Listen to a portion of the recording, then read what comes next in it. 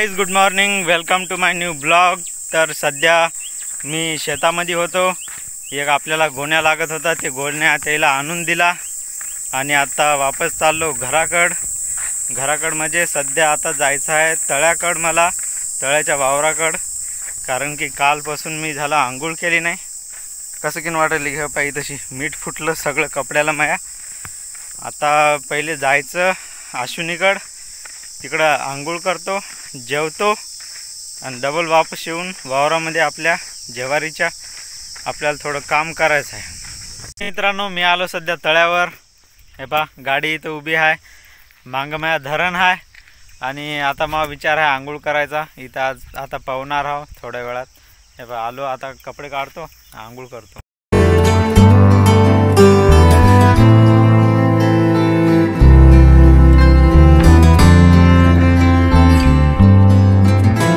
तो फिलहाल गाइज मेरा पौना हो गया।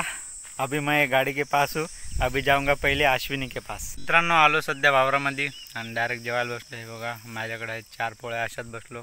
तशी आहे आपली मुगाची डाळ, हे पाण्याची डबकी। तर जेवण करतो। तिथं बसून आहे आपला सिद्धू। सिद्धू इकडे, काय नाव आहे तुझं? सुदर्शन। आणि नाव? चारोळे। कोणत्या गावाचं नाव काय तुझ्या? आमदापूर। आमदापूर तालुका?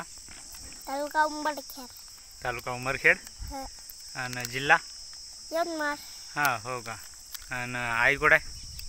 आई भैमुंग। समर्थ लहाना भाऊ? समरू भैमुंग काढायला। भैमुंग काढायला का? आणि बाबा? बाबा घरी। बाबा घरी आहे का? कोणत्या गावाला? आमदापूर। हो का? असं जेवला का? हो। काय खाल्लं? डाळ। तिखट डाळ खाली?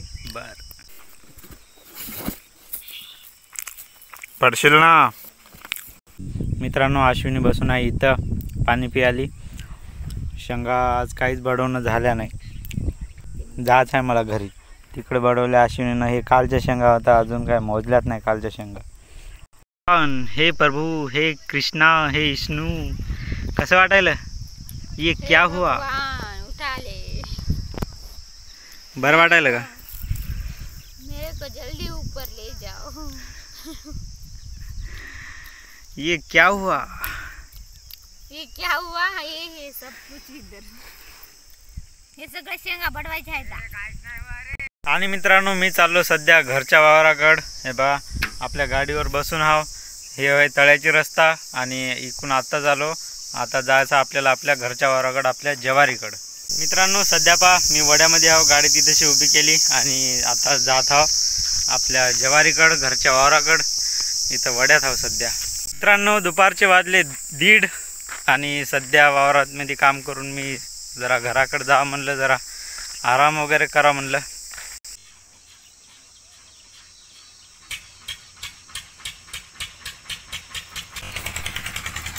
आलं का बरोबर? आलं का? तुला तो नाव सांग। बाबाचं नाव? संदीप। अण्णाव? अण्णाव। आणि तुझं नाव रे? तुझं नाव काय म्हणला? अंश। तू नको सांगू ना। हां, तू सांग, काय म्हणला? आणि बाबाचं नाव? संदीप। आणि अण्णाव? खंदार आहे का? कोणत्या गावाचे तुम्ही दोघं? तू सांग, कोणत्या गावाचा? हां, बिजुरा का? तसं इथं काय करायले मग? कोट काढायला? तुम्ही तर इथंच उभे आहात। गाईज, तुम्हाला बरोबर ऐकू येत नसेल, कारण की इथं आपल्या शेजारी मळ्यांतर चालू आहे। ते पहा, तिथं मळ्यांतर चालू आहे, त्याच्यामुळं ऐकू येत नसेल।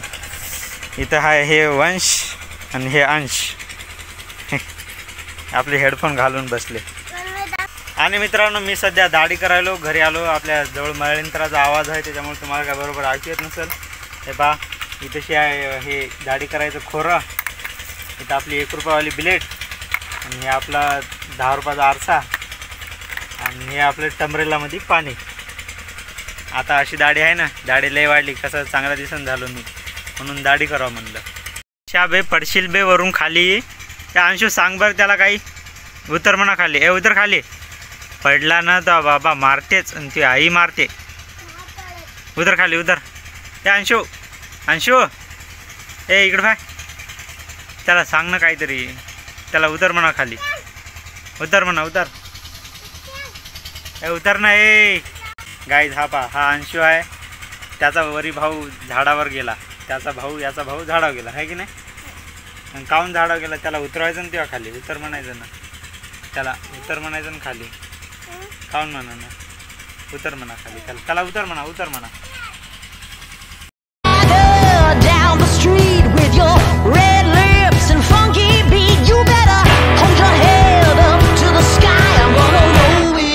तर गाईज दाढी करून पहा आता कसं वाटते.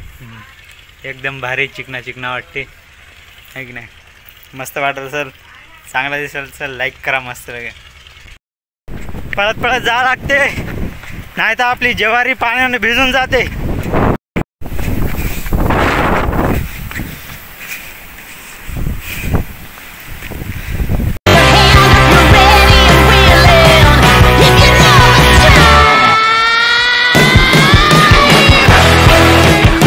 तर मित्रांनो बघा असं जागलं मी. कापड हवा तरी पण चालू आहे भरपूर जोराच्या जोरात. त्याच्यामुळे पटकन यायला लागला आणि कापड झाकलं.